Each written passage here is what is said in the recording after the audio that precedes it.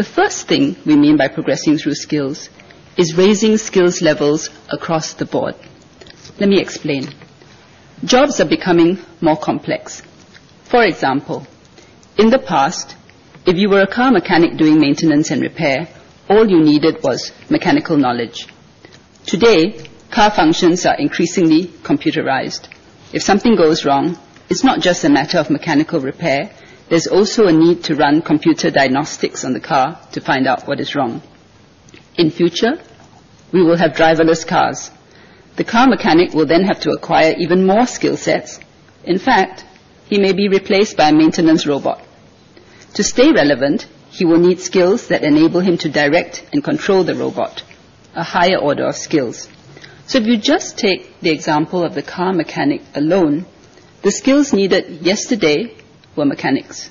Today, it's mechanics plus electronics. Tomorrow, it will be mechanics plus electronics plus robotics. So in order to cope with this, we have to raise our skills level across the board.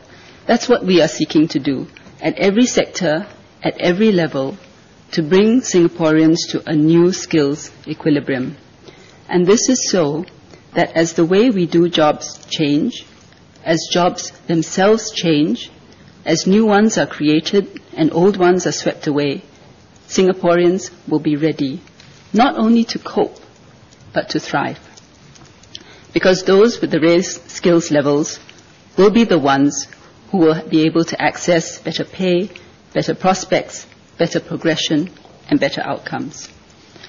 The second way in which we talk of what we mean when we refer to progressing on skills is building on skills.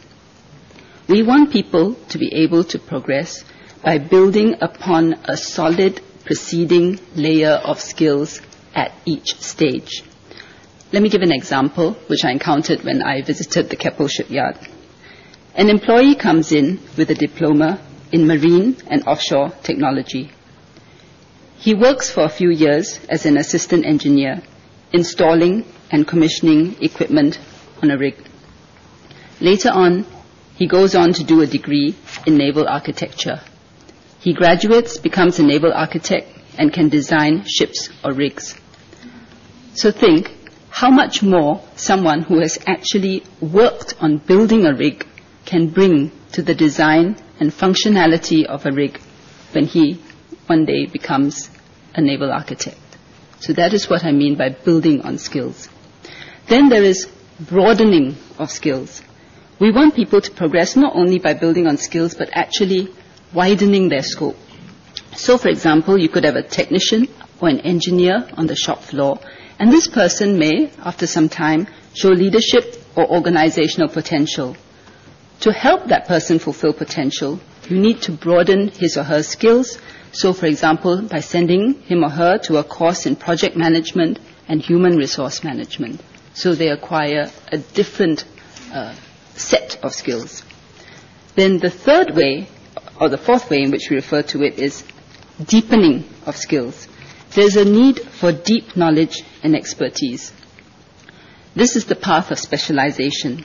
So, for example, in the aerospace industry, a trainee licensed aircraft engineer, or LAE, starts with becoming familiar with an aircraft's major systems and power plants.